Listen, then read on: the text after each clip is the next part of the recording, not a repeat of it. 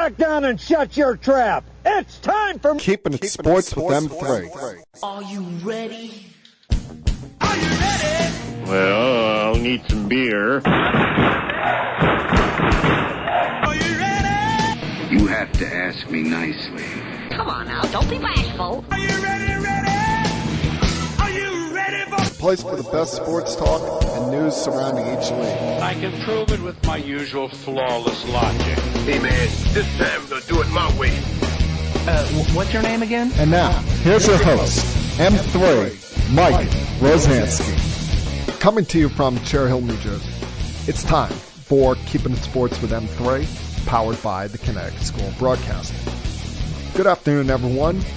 I am, of course, Mike M3 Rosansky, coming to you on this Monday, the 13th day of February in 2023. Hope you're all having a great day. Hope you're all having a great start to your work week. Now, if you're watching the podcast live via Facebook or Instagram, it's a little bit of a new, different setup here in the studio, but hey, we're going to make the best of it as we adjust on the fly here to a new look to the studios here in CSB. Of course, I've got a lot on my mind, especially coming off of Super Bowl 57 yesterday, which, let's be honest, unless you're a Kansas City Chief fan or a Philadelphia Eagle fan, you got exactly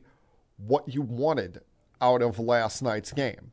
You got a hard-fought, competitive game till the very end. There wasn't a lot of defense played here, considering if you bet the over, you won that rather easy with 73 combined points scored in this game. But it was exciting all the way through, even though at the very beginning it looked like the Eagles could just flat out run away with things here. And an underrated play from this, you could argue, was the Jalen Hurts fumble early on, because they were moving the football up and down the field on Kansas City, and the Chiefs just kind of looked lost, kind of looked a little bit out of things early in this game. So it was a big thing to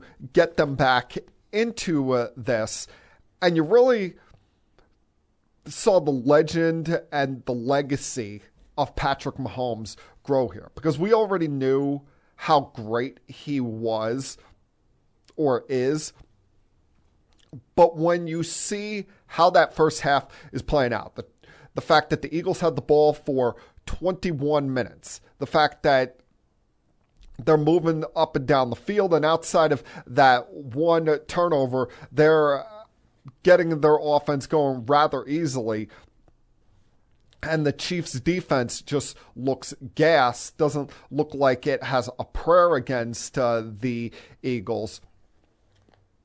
For everything that went wrong against Kansas City in that first half, it's remarkable that they were able to win this game. When you consider the Eagles had two long touchdown drives in that first half that both took up not just a large chunk of time in the game, but also were 11 plus plays in each of those drives.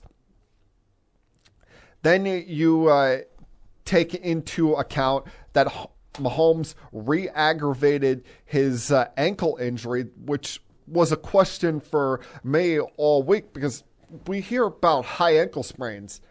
And even though he played through it through the rest of the game against Jacksonville, played through it against Cincinnati, those kind of things are not something that you just shake off. Most guys are missing, a month, missing 6 weeks after a high ankle sprain. But because it's the postseason, Mahomes knew that he had to gut this one out and drag this team kicking and screaming with him on his back, because yeah, Chad Henne's a respectable backup. And I'm sure when we saw Mahomes on the bench there, a lot of us were thinking, oh, is this going to be a Chad Henne game? Or are we going to be seeing him come in and play the second half?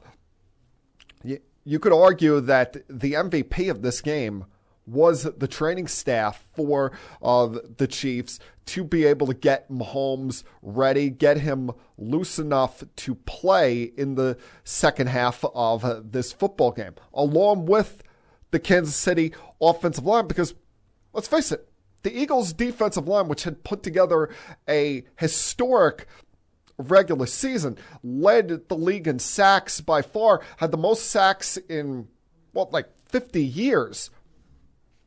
They were nowhere to be found last night. They had no impact on this game whatsoever. Didn't even touch Mahomes outside the one tackle by TJ Edwards. He was relatively clean throughout the entire night. And, they took advantage in that second half of, the fact that Travis Kelce is unguardable. I mean, a guy that's that size, has been in the league for this long, is 33 years old now, and it doesn't look like the finish line is anywhere close for him. And he's still out there dominating the Eagles defense when, let's face it, I would look at this championship as more impressive than what they did against the 49ers 3 years ago. Because A, they're playing a better team. And B, remember last offseason, they traded away arguably the best wide receiver in this sport. Certainly the fastest in Tyreek Hill. They've had to reinvent this offense because people thought, Mahomes was not going to be the same quarterback without Tyreek Hill. That this offense was going to be different. And yeah, it was different. Now that they took the approach of, hey, we don't have to do the spectacular play. We don't have to just destroy them down the field on every play. Go little chunk plays here. We have a quarterback that is able to invent things on the fly, and that's what they did. It was kind of outside of his connection with Kelce, it was more of a group effort here. Now, they brought in a bunch of wide receivers either on one-year deals or that were on their rookie contracts and manufactured this offense into being different than it was with Tyreek Hill, but just as lethal, just as effective, because you didn't know who was going to be the weapon for him on a given night. Like last night, while the stat sheet doesn't look overly impressive, Kadarius Toney had an amazing impact on the second half of this game. His touchdown to give them the lead, and then he had the 65-yard punt return that set up the touchdown following that. I mean, he was just remarkable for a guy that only touched the ball twice. And Andy Reid showed how he can just outsmart some of these young coaches, because you look at back-to-back drives on both of those touchdown drives. It's the same play to score. It's just a matter of different sides of the field. First, you had the fake inside and run back outside by Kadarius Toney, and then they do the exact same thing on the next drive, only on the other side with Sky Moore.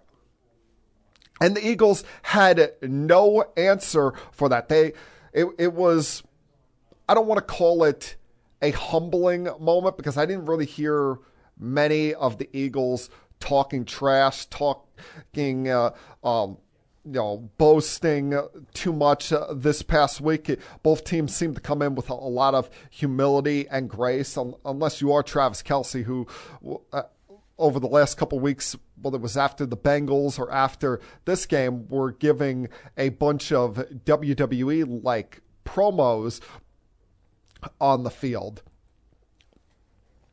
But, that it was kind of like a what the hell just happened kind of thing for Philadelphia. They seemed shell-shocked. I don't know if it's, they hadn't gone up against this explosive of an offense, or it's just finally their defense could not have the dominance up front that they were having all season long. And quite frankly, the back end of their defense got exposed, especially in that second half. And on several fronts, you could argue that maybe some of the inexperience of the Philadelphia Eagles not being in this moment, not being in this spot before, got them exposed. I mean, Jalen Hurts was remarkable. He was amazing last night. There was certainly the argument for him being the MVP even on the losing team with how great he played. Even, making NFL history, becoming the first quarterback with multiple games of 300 plus yards passing and 3 rushing touchdowns. He was Mr. Do Everything for this Eagles offense last night. The only bad moment for him was the fumble that allowed Kansas City to get back into the game early on. But part of the problem with this Eagles offense is the fact that they could not get their ground game going. After being the most dominant running team all season long, most of their attack was through the air. Most of their offense came through the passing game, and that they just were never able to get any of their 3 running backs going. And the only time it really felt like they were winning the battle at the line of scrimmage when it came to the ground game is when it was either 3rd and short or at the goal line and they're trying to push Hurts in, something I think might eventually get looked at by the competition committee and get potentially outlawed. But now, other than that, they were not winning many of the battles up front. They kept Hurts relatively clean, but were really not able to get the ground game going. Now, of course, with all of that being said, I spent most of the first 15, 16 minutes here talking about the actual game, talking about what happened in this game as far as, the action between these two teams. And as great as this game was, unfortunately, I think all of the action from this game, all of the excitement, between Mahomes battling through a high ankle sprain and willing his team in the second half, the fact that they scored on every drive in the second half and came back from a double-digit deficit at halftime, or how great Jalen Hurts played. Some of it's going to get lost, but the remarkable catch by A.J. Brown in the first half and the placement by Hurts to make sure that he was the only one that could catch the ball on that touchdown pass. All of that, unfortunately, I think in history is going to get lost, or at least in the short-term history. Maybe when we look back on it, eventually we'll remember all the greatness from this game. But all the talking points surrounding this game is unfortunately the late game penalty against James Bradberry. Of course, the holding that he had on Juju Smith-Schuster coming out of the 2-minute warning near the end of the game as Kansas City was driving in for the final go-ahead score. Listen, by the letter of the law, that is holding, although I think we can all agree, you could probably call holding on each and every single play that occurs in an NFL game. I mean, there was a not so outrageous non-call that should have been called with and Dominican Sue getting grasped around the shoulder part of his jersey, affecting his chance to get to Patrick Mahomes on a scramble in the second half of that game. But that would have been what we call ticky-tack. And this right here, you could argue, was ticky-tack. Now, let's face it. If it was, say, the second quarter of a game in Week 7, we're probably not talking about this. But because it was not only a playoff game, but the final 2 minutes of the Super Bowl, unfortunately, it's a moment that is going to stick out like a sore thumb. And as a football fan, I would have preferred it wasn't called. I would have preferred if the flag wasn't thrown there, considering they had pretty much let these guys play. There was no holding penalties called up until this point in the game. So I would have liked it if they just said, oh, play on here. But unfortunately, it was right in front of the official. And even Bradberry after the game said, yeah, it was holding. I was just hoping that the referee would have let it go. If you're on the Chiefs side of things, you'd want Juju Smith-Schuster to kind of sell it a little bit more, because he must have not felt it was so outrageous. The fact that he didn't even flail his arms, didn't purposely trip himself up. See, that is usually what gets the referee's attention. That is what usually gets the referee to throw the flag there. But it's just the timing of it. It's when it happened, the fact that it was in the final 2 minutes of the Super Bowl. That's what's got so many people in uproar, so many people mad and angry about this, Tay. And as a fan that had no dog in the fight, I'm disappointed just because I don't want that to be the ultimate talking point of any great game.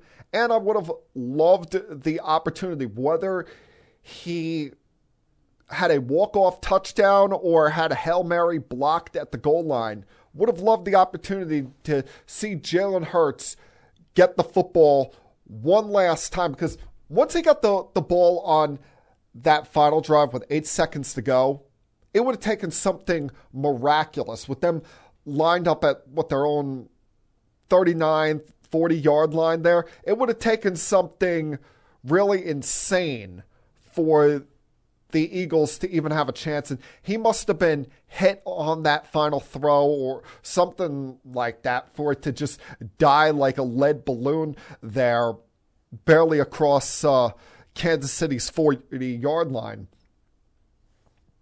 But in the end, to the victors go the spoils. Kansas City wins their second title in the last 4 years. And I'll have more about this coming up. How it impacts Andy Reid and Mahomes' legacy, how painful this is, of course, for Philadelphia, and why we can never take greatness for granted. But I'll have a lot more than just the Super Bowl to talk about today. Get some thoughts on the NBA trade deadline last week, some of the impactful moves for the teams in this area, as well as the history that was made in the NBA last week.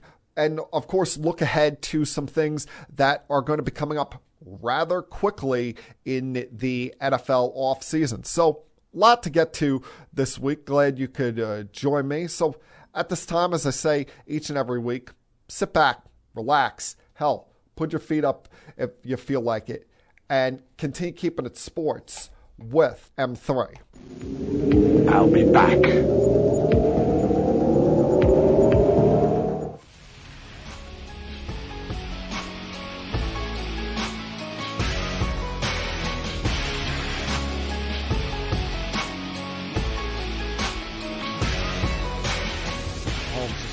continues to grow here when you consider that they've done something now that only Bill Belichick and Tom Brady have been able to do in the history of this great game. They've been to 3 Super Bowls and won 2 of them in their first 5 years together. Only Brady and Belichick have won more games than them in the first 5 years of a quarterback and head coach combination. As well as Mahomes, with the history that he made this week, becoming the first player in NFL history to win multiple league MVPs and multiple Super Bowl MVPs in his first 6 seasons. And when you consider the only other 2 people in all of professional sports, or the 4 major sports in this country, should we say, that have done that, win multiple league MVPs and multiple championship round MVPs in their first 6 years, were Tim Duncan between 97 and 03. And then you got to go back all the way to the late 60s or early 70s with NHL Hall of Famer Bobby Orr. Now, what we're seeing from Mahomes here, and I get if you're not a Chiefs fan, it can be boring watching the same guy dominate all the time. And trust me, he won't be in every Super Bowl. There will be other teams that have their moments. Joe Burrow, Josh Allen, they'll have their moments. Justin Herbert, Jalen Hurts. You hope for the Eagles' sake that they're back in this at some point. Now, the great Tom Brady, even though it seemed like he was not in the Super Bowl every single year. Half the time somebody else got their opportunity to have that moment.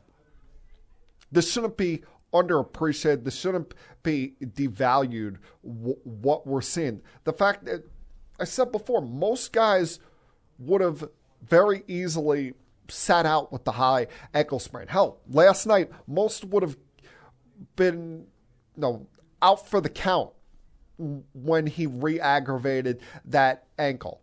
But Patrick Mahomes was not having it. He gave his team an impassionate speech at halftime, and he was right back out there with the crew, leading them in this comeback. And you look at the fact that, yeah, it does help that he has Andy Reid, who Andy Reid's, legacy, if he wasn't a Hall of Famer before, he definitely is now with everything he's done in Kansas City and what he did previously in Philadelphia. His legacy becomes even shinier and shinier now. And the legacy of Travis Kelce. Travis Kelce and Andy Reid both locked up their Hall of Fame candidacies if there were any doubt to them last night. But what you saw from this team, as I mentioned earlier, and I think it's worth repeating, a lot of teams would just be stubborn, would just try to play the exact same way that they were playing, no matter who they had on the field. They realized they had to adjust. They had to change up how they ran this offense without Tyreek Hill. And while there were some bumps in the road along the way, they had some regular season losses to Cincinnati and Buffalo.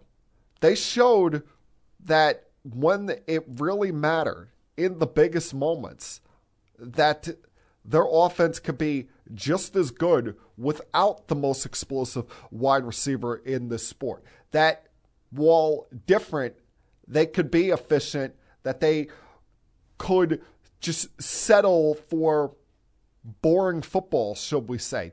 You had Patrick Mahomes taking what looked simple, what looked uneventful, and adding his excitement to it, adding his flair to it with all the shovel passes over a defender, or as he's getting tackled, being able to throw on the run.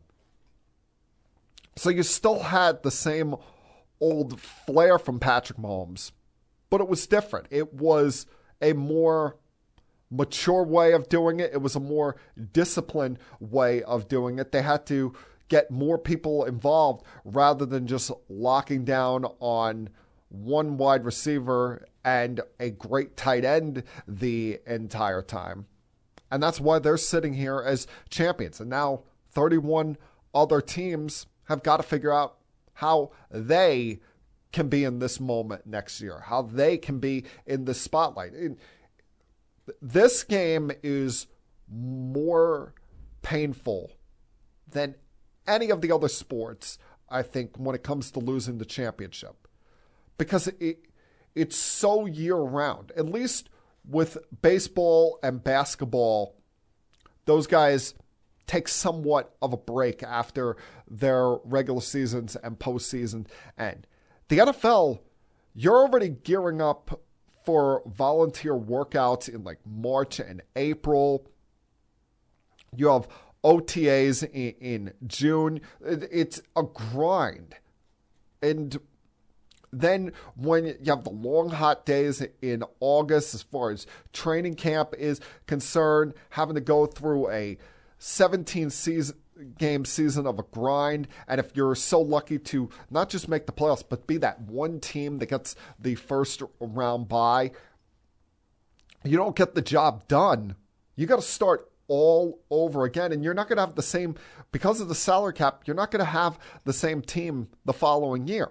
You know, guys are going to be looking to get paid. And what helped Philadelphia have this deep a team, this deep a roster, is the fact that Jalen Hurts was not just on his rookie contract, but he was on a second-round rookie contract. But now we're coming up on the fourth year of that contract, and he doesn't have the fifth-year option. He doesn't have where, you could just pick up a fifth year and you have another year or two before you got to make a decision. No, you're going to have to start paying him this offseason. And then that's going to force you to make some difficult decisions on that roster. Now, what does help them is the fact that they have 2 first-round picks coming up in this year's draft. So they can replace certain spots on the roster with cheaper options and possibly just as good options. But it's a painful thing. It's a painful day if you're the fan base and the team that lost the Super Bowl, because you spend an entire year now wondering what could have been, and now you got to go through the grind, the mental and physical grind for an entire year just to get back to this same point with hopefully a different ending. All right, I'm going to turn my attention away from Super Bowl 57, maybe get some more thoughts on that a little bit later once again, but going to turn our attention to some history that was made over the last couple of days in the NBA in just a minute. Continue keeping it sports with M3. I'll be back.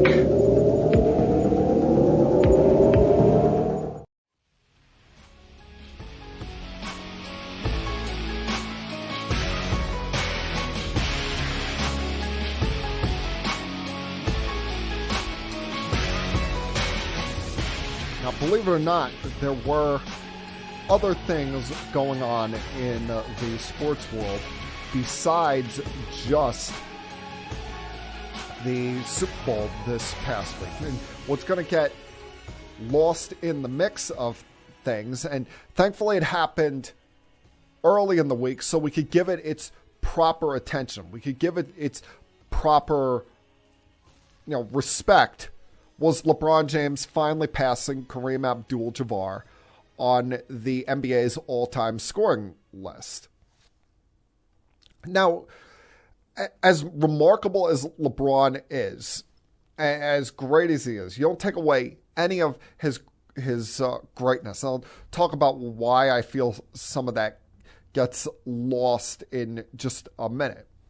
You do have to realize that it was two different games when LeBron was playing compared to Kareem now playing. You do have to realize that, back then, Kareem was doing most of his work in the paint. There was no three-point shot. There was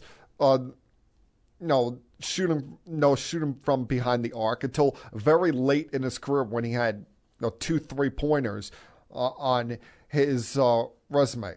LeBron has thousands of three-pointers.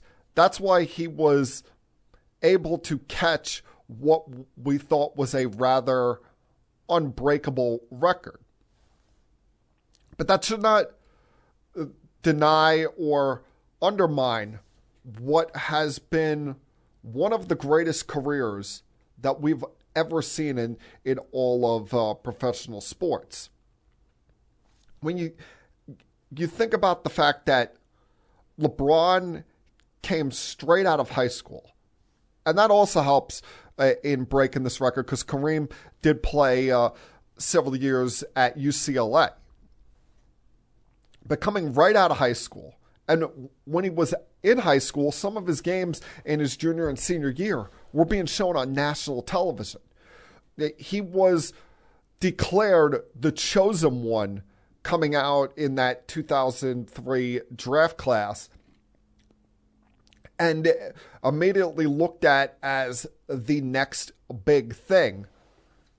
And he, all along the way, has lived up to it. He has backed up that, high praise that he had placed upon him coming out of high school. He has backed up all of the pressure and all of the expectations that were on him. Have there been bumps in the road? Of course there have been. With how he handled leaving Cleveland the first time, or losing the finals to the Dallas Mavericks, and how he seemingly disappeared in most of the fourth quarters of those games. Or even, some of the finals losses to Golden State. But that should not take away from anything that this guy has done. And the fact that he he started in the NBA at age 18.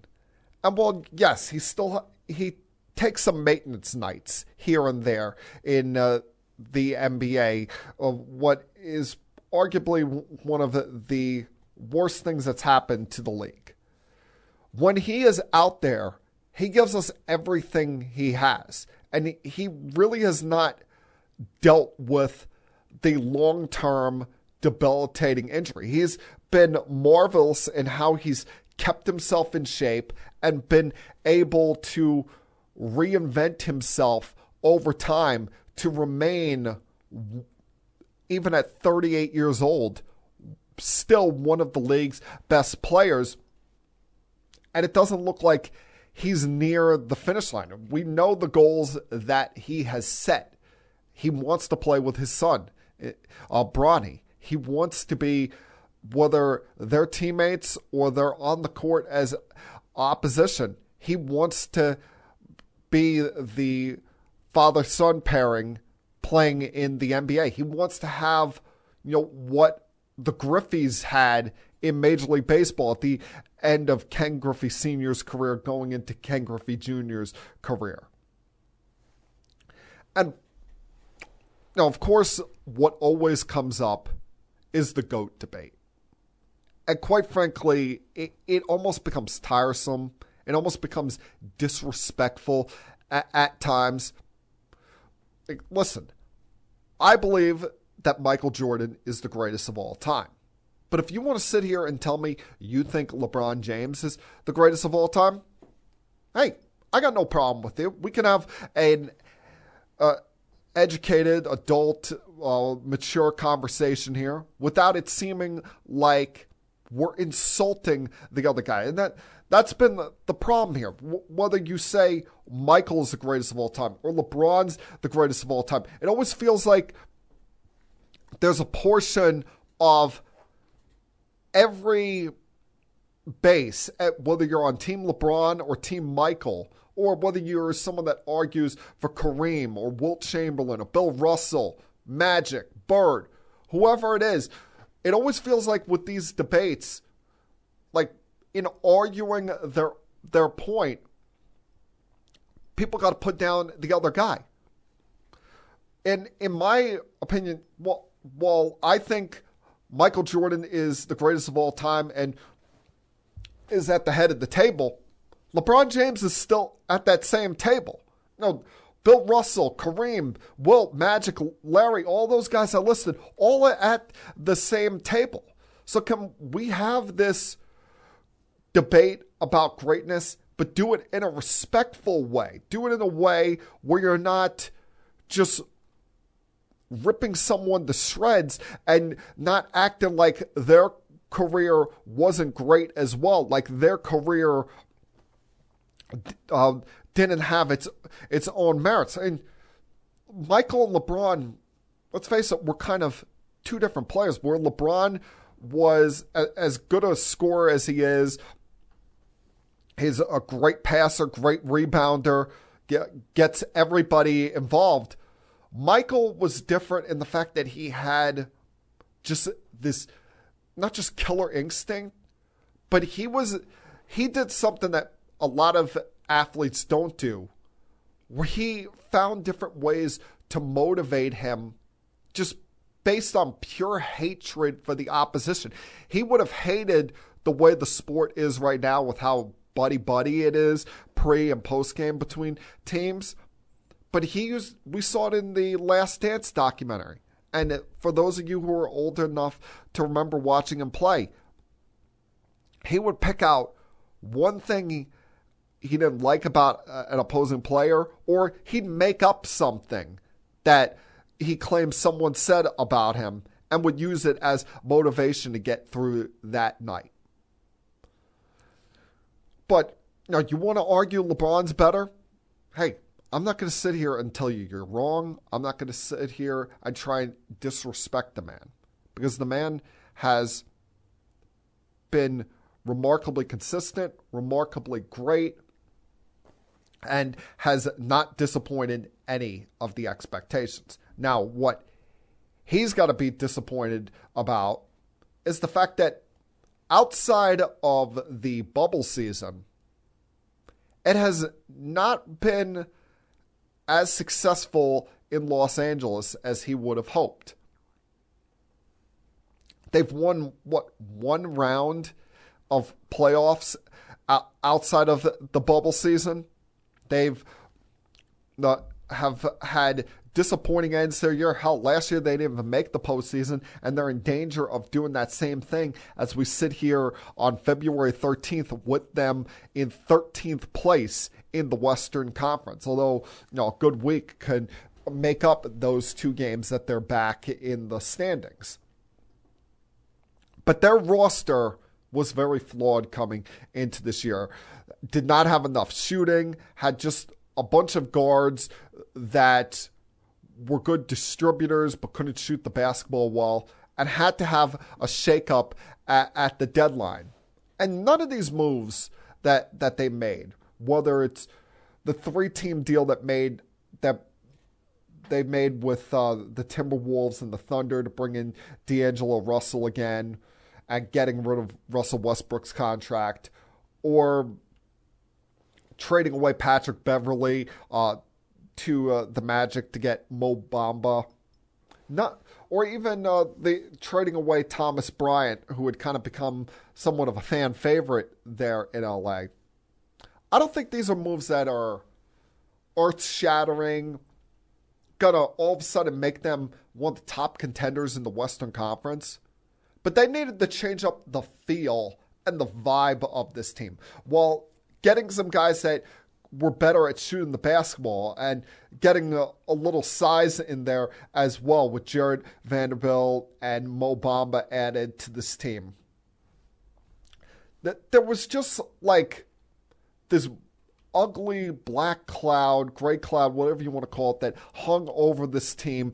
And they seemed a bit distracted, a bit disoriented at times, didn't really have a sense or a true identity to who they were or what they were trying to run out there. It felt like you had 2 to 3 different offenses running at the same time with this Laker team. And maybe that's a problem that pops up when you have a third, now former All-Star in Russell Westbrook, who's going to be a Hall of Famer, but clearly has seen his better days pass him by.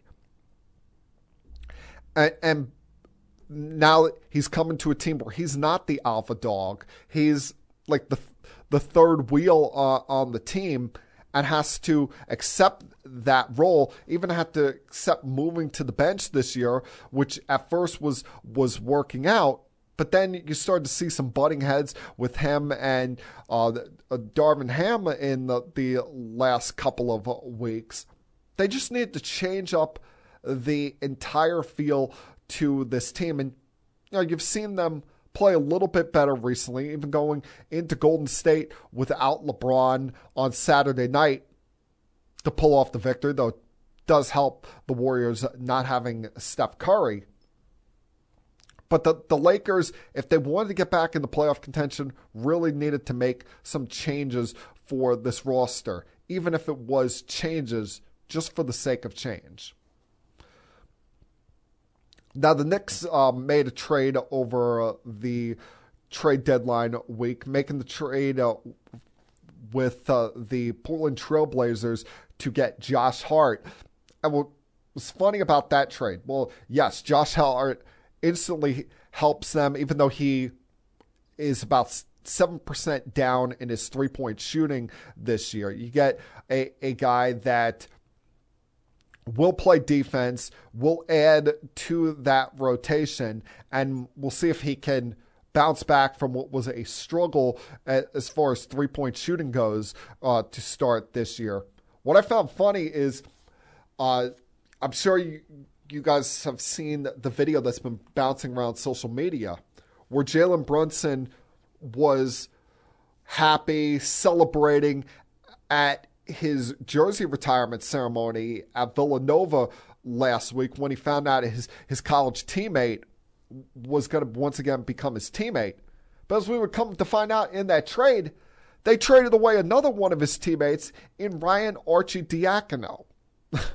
That one kind of put a smile on my face, kind of gave me a little something to laugh about in a week where there really was not much to laugh about, at least when it comes to me and my basketball interests. Because, listen, I told you all last week I didn't think it was going to happen this year, but you knew the end was coming as far as the Kevin Durant saga with the Brooklyn Nets is concerned. You knew that there was going to be an end in sight, whether it was at this trade deadline or this coming summer. And clearly the Phoenix Suns are tired of coming up just short with all the money they spend on that roster, with the money they're spending on Booker, Aiden, Chris Paul. They've realized they have a window of opportunity in front of them. And this is them throwing everything against the wall and wanting to take that shot at it. Now, they gave up more than they were offering the Nets for Kevin Durant this past offseason. Cam Johnson was not part of the trade offer last offseason. But now the Nets get both Johnson and Mikal Bridges, along with 4 unprotected first-round draft picks and a pick swap in 2028 for Kevin Durant to put to an end what will go down as one of the biggest flops and one of the most underachieving eras in NBA history. When you consider I was sitting here doing cartwheels on the Monday after he announced his intentions to sign with the Brooklyn Nets. On June 30th, 2019, I said to myself, all right, this doesn't guarantee anything, but it gives us the Nets a shot. It gives the Nets a heartbeat.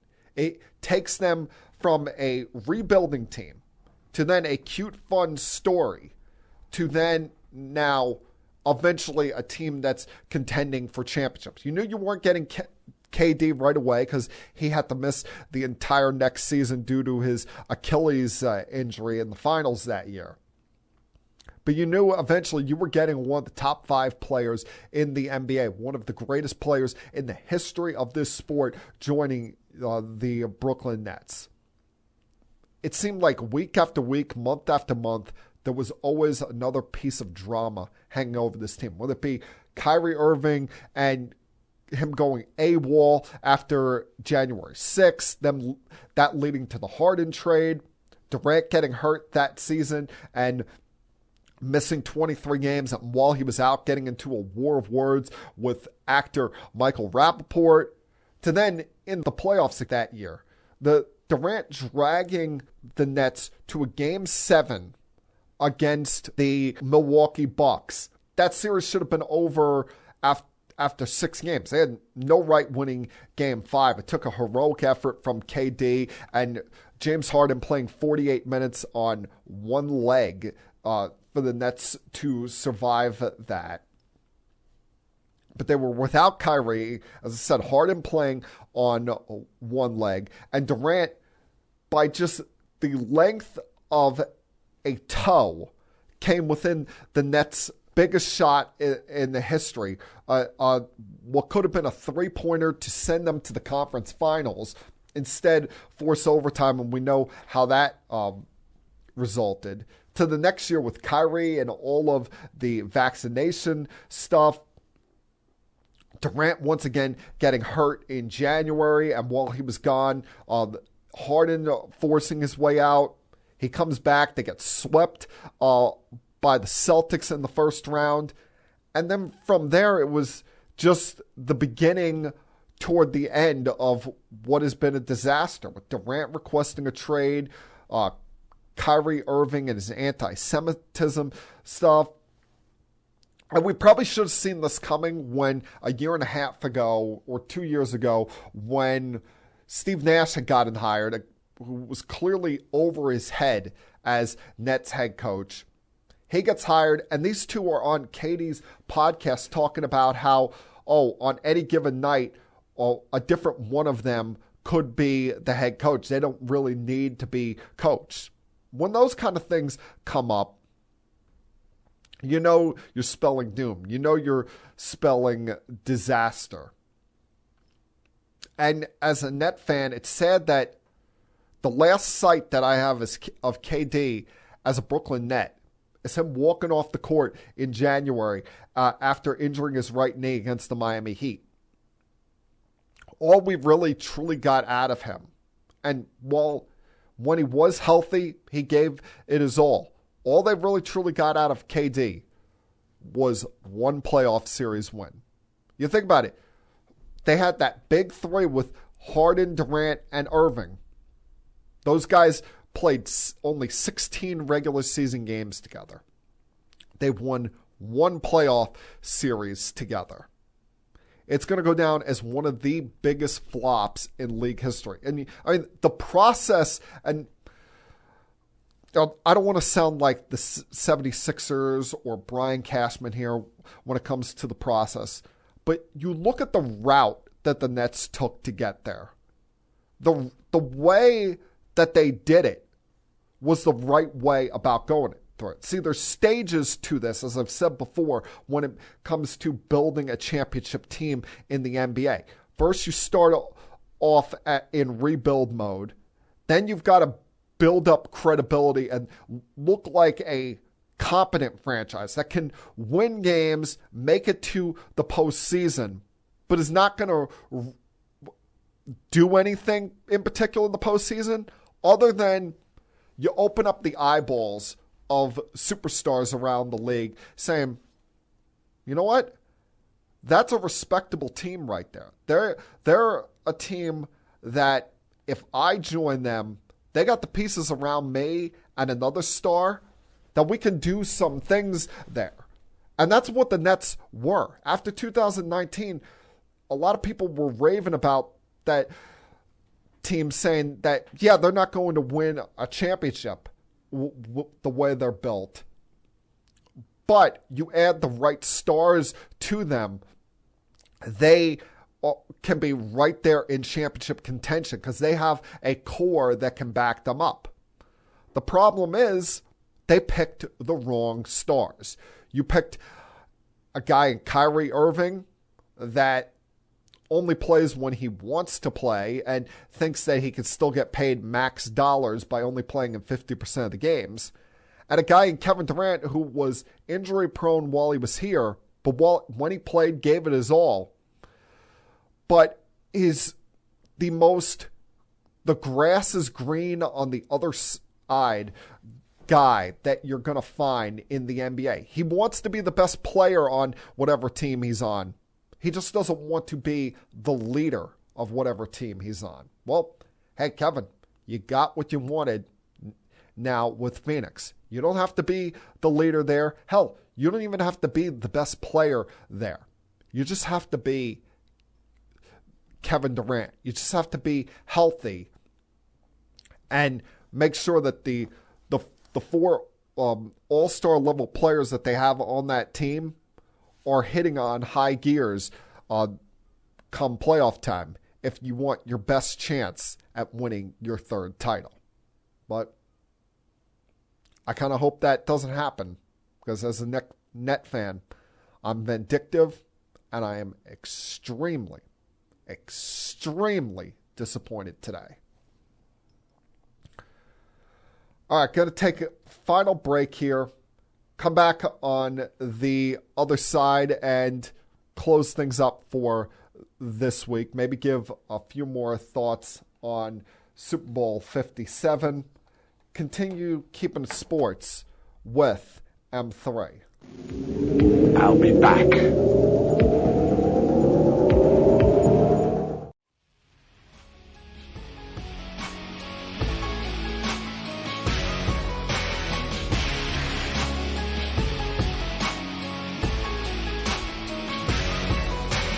Now, it pains me to potentially talk bad about someone that I was such a huge fan of growing up.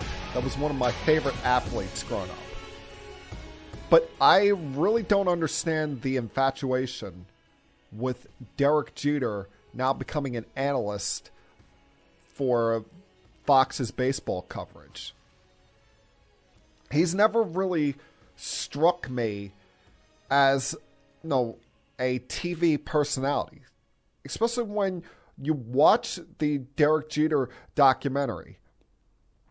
And he openly admitted that during his playing career, he didn't watch baseball when he wasn't playing. He wasn't locked in on the West Coast games like Alex Rodriguez was. He only cared and concerned himself with the game he was part of and went home and went about his life.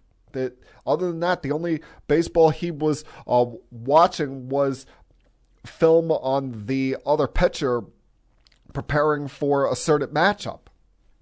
So, I don't get why people were all saying, "Oh, this is great, this is awesome, Derek Jeter joining Fox." A-Rod, you can clearly see he does the work. He fully prepares for it. I think Frank Thomas is kind of the same. David Ortiz comes across as just a character to have in there on TV because of the whole, he's Big Papi nonsense. And Jeter, he just, I didn't understand the need for another talking head in there.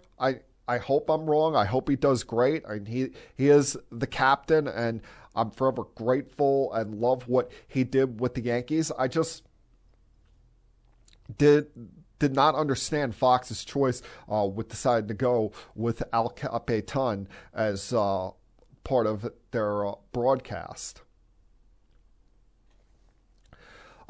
It was kind of a good last couple of days for my New York Jets when you consider the fact that they have two brand new Hall of Famers amongst them, with Darrelle Revis getting in on the first ballot. I mean, that was kind of a duh kind of thing. And the only corner that you could argue was on the same level as Darrell is Deion Sanders, and those right there are 1 and 2, or 1A, 1B, as far as the greatest corners in the history of this sport. But finally, what I felt what was one of the biggest injustices in Hall of Fame history was righted, with Jets defensive lineman Joe Klecko finally getting his moment, finally getting his time to enter the Pro Football Hall of Fame. And this guy's been waiting for over 30 years to get in, and he's 69 years old, which is not insanely old. But you don't want, but you look at his numbers, and his numbers are clearly Hall of Fame level. I mean, you look at it. He led the league in sacks in 1981 with 20 and a half. I believe at the time that was the record. And he was first team All-Pro at two different positions on defensive line, nose tackle and defensive end. He was a Pro Bowler at three different positions on the defensive line, and led what was one of the most feared defensive lines in NFL history, the New York Sack Exchange. He was, beyond deserving of this moment. I'm surprised that it took him so long, especially with how many buddies of his he had politicking for him, and how many people that actually watched him play that said that, yeah, this guy was a dominant player. This guy is a Hall of Famer. But I'm glad that this happened with him alive. Like I said, not the oldest guy in the world. But you don't want this carrying on to the point where he's getting put in by a relative someday. You wanted him to be up there smiling, having his moment to shine. The Jets also had two of their youngsters win awards on NFL Honors Night, with Sauce Gardner winning Defensive Rookie of the Year and Garrett Wilson winning Offensive Rookie of the Year. And as a fan, it's great to see that our team has two pillars, two building blocks to go forward with, two young stars at important positions that we can go into the future with. And you look at the Jets roster on paper, it's more than competent. It's a respectable roster. But as we all know, you're not going to go anywhere in this league until you have the quarterback position figured out. You're not going to go and reach the heights that the Kansas City Chiefs just did unless you have a quarterback. And the answer to that problem is not on the roster right now. Zach Wilson was a bust of a second overall draft pick. They should have taken Justin Fields. And Mike White, while we get all excited and do the Mike effing White chants every time he plays, he's just too injury prone. He'll have one great game and then go out there and play well, but get hurt somewhere along the way. He's probably a career backup, even though, skills-wise, it's there. He has a good throwing arm. He has accuracy. And maybe behind a stronger offensive line, a healthy offensive line, something that was a problem for the Jets from week 8 on this past year, Maybe behind a healthy offensive line, he could do things. But the Jets can't sit around and wait. They can't think about maybes. They can't think about what ifs. They need to go and take their shot. They need to throw their chips against the wall and say, F it, we're going for it. As we've seen teams do the last couple of years when it comes to some of these trades at wide receiver, like what Miami did with Tyreek Hill or what Buffalo did with Stephon Diggs, or the Eagles did with A.J. Brown. Only difference is you're doing it now at the most important position in all of sports, at quarterback.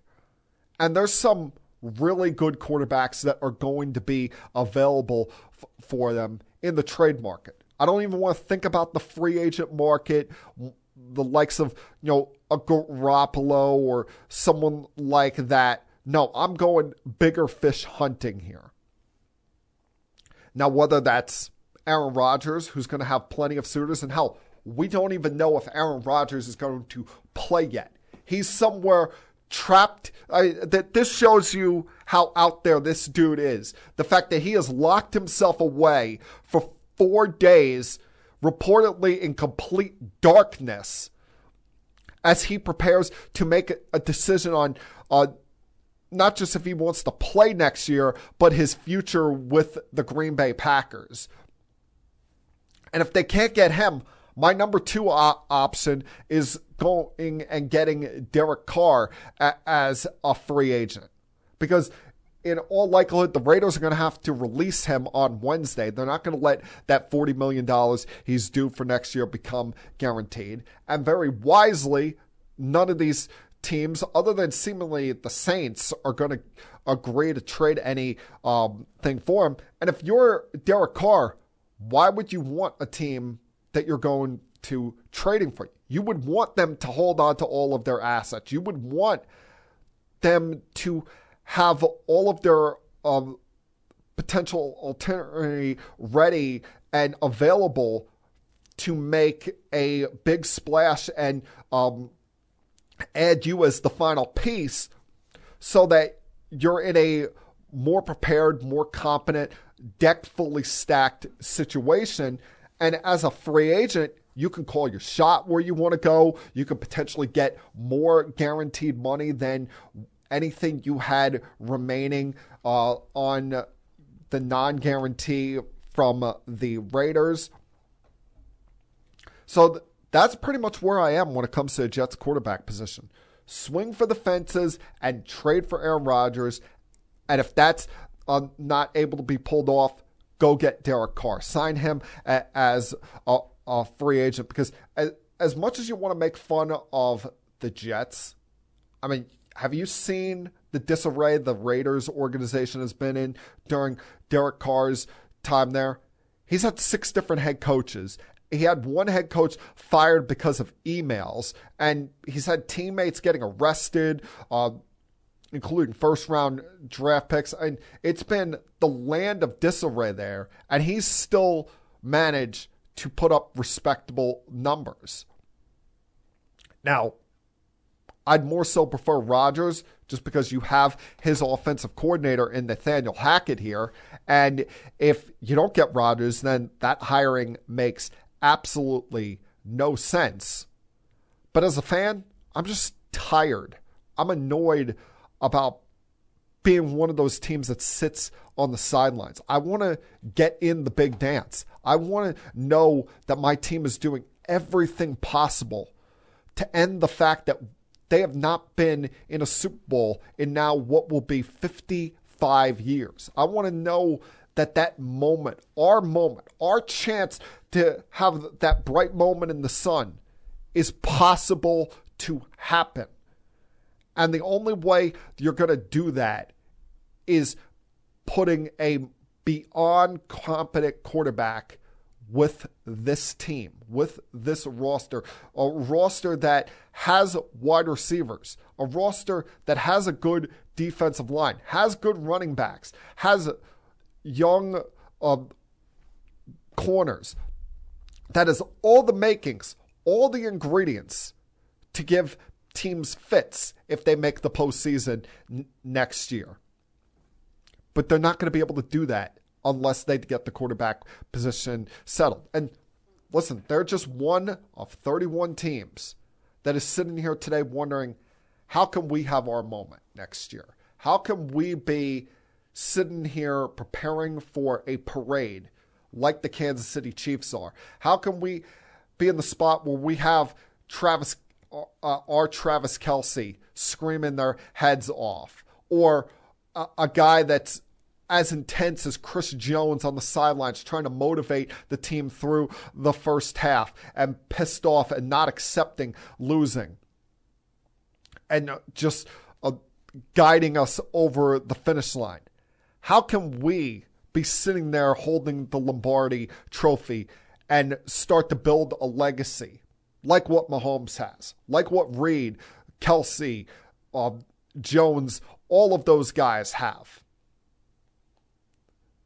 The trail, the path, the road to Super Bowl 58 for 31 other teams starts now.